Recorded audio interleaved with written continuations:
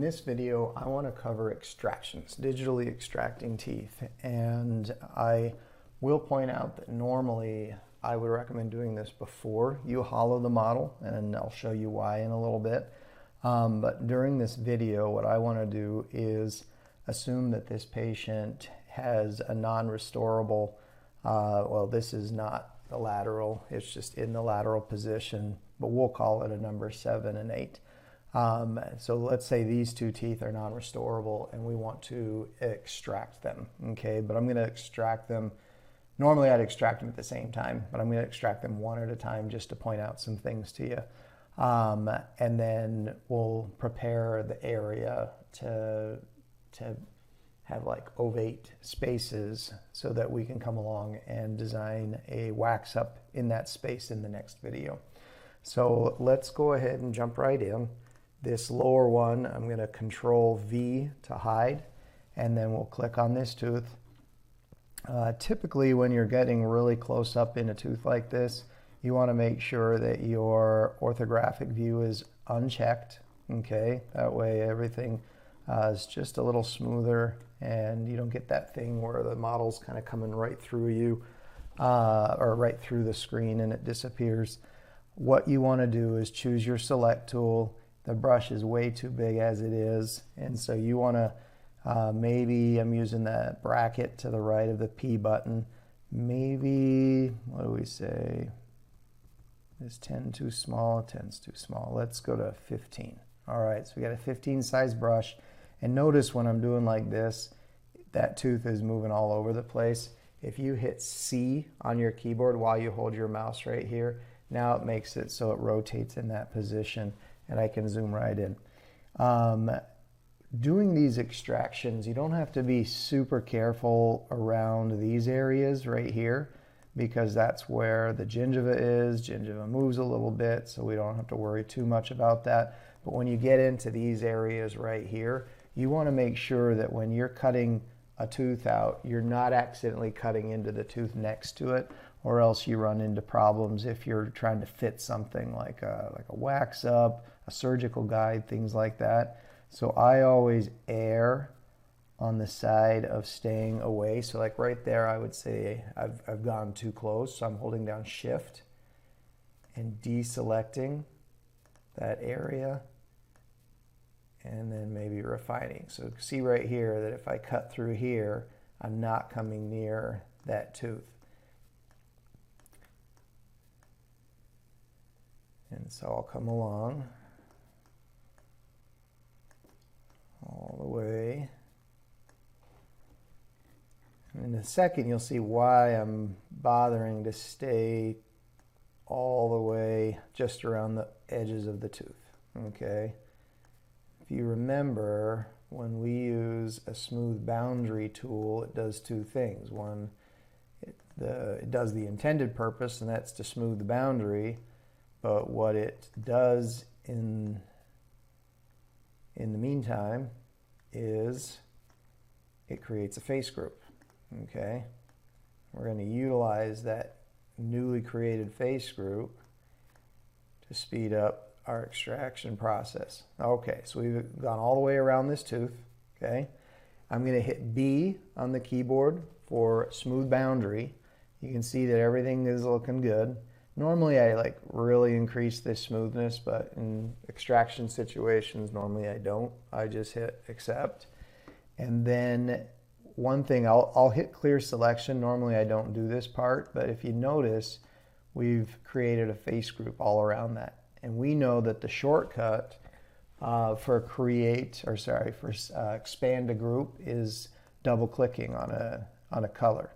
So notice that this double clicks right up until that face group. Well, if you remember, this is how it looked when we finished using our smooth boundary tool. If you just double click in the middle, now the whole tooth is selected.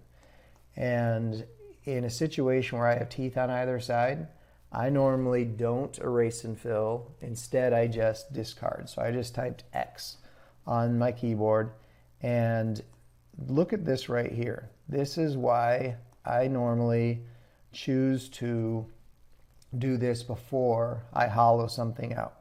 Now, if I've already hollowed it out and I'm like, oh man, I don't want to re-hollow it out, if you click right here where it says allow back faces, and you come and I'm going to make it a little bit bigger here, and you come and you select an area down around that piece, like so. And then you do the same thing where you hit B and then enter and then double click here.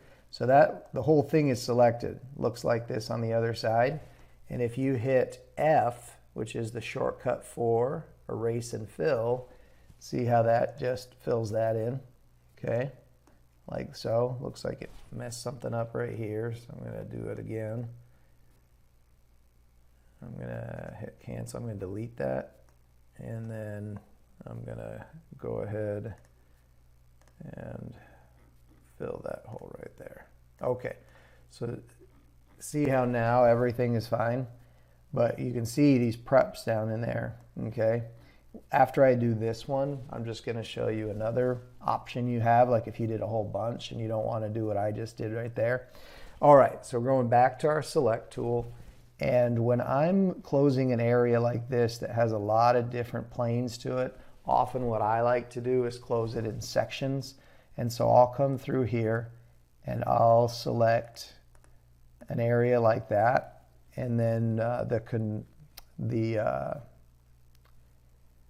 want the bridge, which is Control B. Normally I just go straight to the Control B, and I just want to make sure that this isn't interfering with where that tooth would be, okay?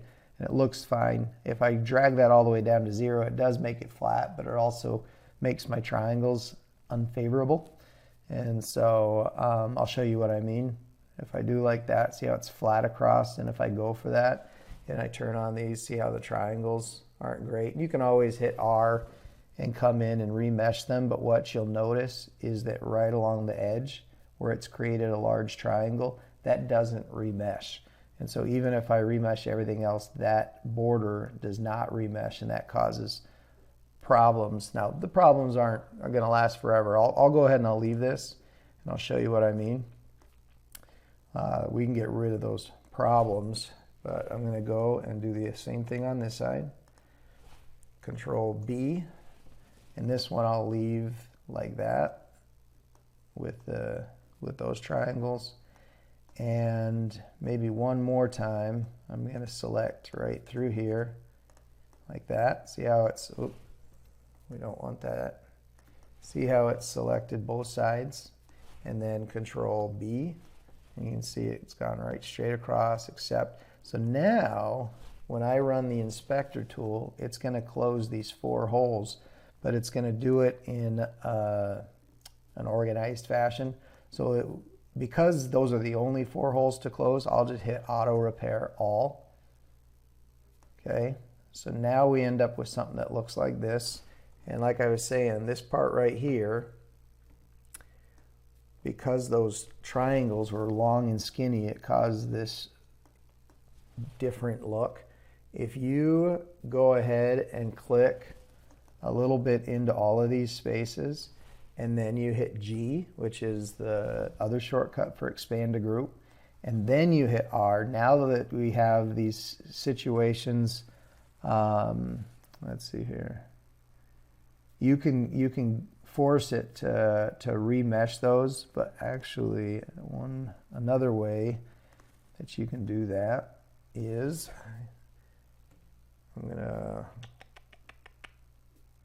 I'll do it right here. If I just select these two and make them the same face group, and then I come under my sculpting tools and I use this reduce, and I put on a filter so that it only affects this group, you can see that as I come through here, it reduced that.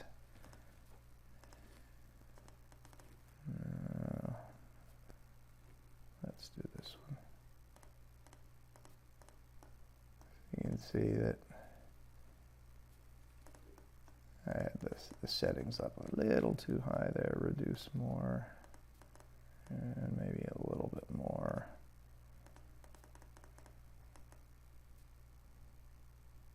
So you can see, but notice right at the edge there, it's still struggling because of how those triangles were. Whereas this other side, everything looks nice. And so that's the payoff for creating a straight using the bridging tool. So, all right. What I wanted to show you lastly is that if you take these right here in the center and G to expand a group, and I might come in and grab just a little bit more. Here, hold on. The other way you can get rid of that weird issue with those triangles is to come right here, hit F, and that went and hold on, turn this filter off. That deleted and then refilled. Okay, so that's gone. All right, what I was going to say is if you come through here, expand a group, so you got this area selected, I'm going to turn off the wireframes. If you do this erase and fill, one benefit of doing that is you get this bulge option here where you can pull that up and down and almost create a little bit of an ovate Pontic space. The alternative to that, if here, let me go back. Control, Alt, left arrow. Let's go back to here. The alternative to that is if I make these the same group and then I come into my sculpting tool and I go to the draw and I make my brush just a little bigger. With this one, if I hold down the tool, see how it pulls away, but if I hold down Control, it does the opposite and my strength is kind of low. Now let's crank it up all the way. You can start to see what's happening, but it's pushing downward and creating like a little bit of an ovate Pontic space.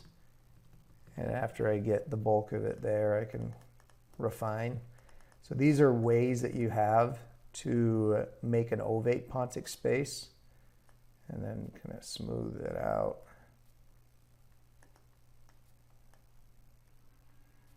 All right, something like that. So you just got to make sure that when you're digitally extracting a tooth, you're not accidentally taking too much from the teeth on either side. The other thing that I wanted to show, so we'll kind of go back to where we were, is I want to show that if you have a tooth that doesn't have any teeth on either side, it's a heck of a lot easier to do so, to do these extractions, because all you got to do is just, let me see, is just go all the way around the tooth like this. I'm going to hit B. Okay, see right here where it has that error? That's because it doesn't like my selection. If I hit O to optimize it, then B, normally it works just fine without having to find the problem. I didn't mean to delete that. Back up. I'm going to double click right here, double click right here. And so now all of that is selected. And instead of doing it in pieces, I just go straight to the erase and fill, and then I bulge things down like this. Okay, create that ovate Pontic space, coming into my smoothing, but make sure the filters are off. Maybe increase the size of that, hit it right there at the tip where it's sticking out. The strength is low, so I'm going to kick the strength up. The other shortcut for changing your strength without coming over here is hold down Control and use your scroll wheel. See how I'm scrolling and that strength is moving around?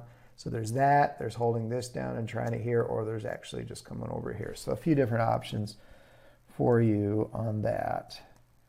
And I'm just kind of creating a little bit better papilla. So I had mentioned that this right here is because we hollowed it and then we extracted. I just wanted to point out another option. Let's say you have a lot of these and you just want to redo your hollow. If you double click on that, because if you had left it as its own face group, that's easy. If you didn't, if this is not, let's say that all of this is the same color like this. Then what you would do is you would click right here, because notice if I double click, it's going to select the whole thing because they're all the same face group. But if I double click here, or not double click, sorry, if I just click once on that flat surface and I change my expand mode to crease angle, hold down Control and right click and move up, see how it selects out along that plane because it's a very flat plane, and it goes all the way out until it hits a sharp angle, and that's a pretty sharp angle. Okay, I'm going to just back up a little bit. I'm going to Control, Alt, and then left, because I want to maintain our face groups for now. So I'm just kind of backing through what we just did. So with us, because we did maintain this, normally I recommend leave face groups as long as possible until you know you're all the way done. Technically, you can still leave them then. But I clicked on that, deleted it, and then clicked here and did E to expand to connected. And then let me back up. And this is just me wanting to have it in the same position, because I want my final one to be in this same position because I liked it there. I'm going to click on these two spots and I'm just going to pull them up a little bit. Okay. I didn't have to do that inner part. I just realized that now because it's just going to get deleted. But now I double click this, E to expand to connected, and delete that. Okay. Now what's left behind, I can either close this with the analysis tool, but it's actually a lot easier to escape, put on this.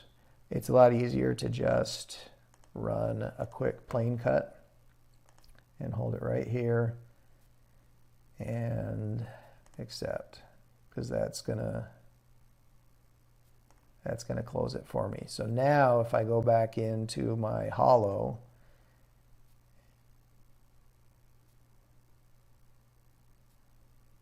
if you remember when we were going over the hollow, we had changed that to 3, and then we changed that to something smaller, and then we hit update. For some reason it's supposed to normally show you some previews, but for some reason it's not.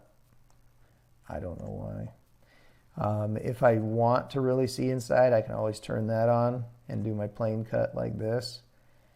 And I can make sure that, well, I wanted to cut in the same spot, but notice that won't go all the way through. So I didn't pull it up enough, so we're not going to worry about it. We're just going to go right here. And the side that's going to be deleted is the side the fat arrow points at. So I'm going to click here. So now I know that this is what's going to be deleted. And I can see that everything is going to close just right. Oh, but you know what? I don't like that it's going to cut into there. Let me hit cancel and Control Alt and back it up just a little bit.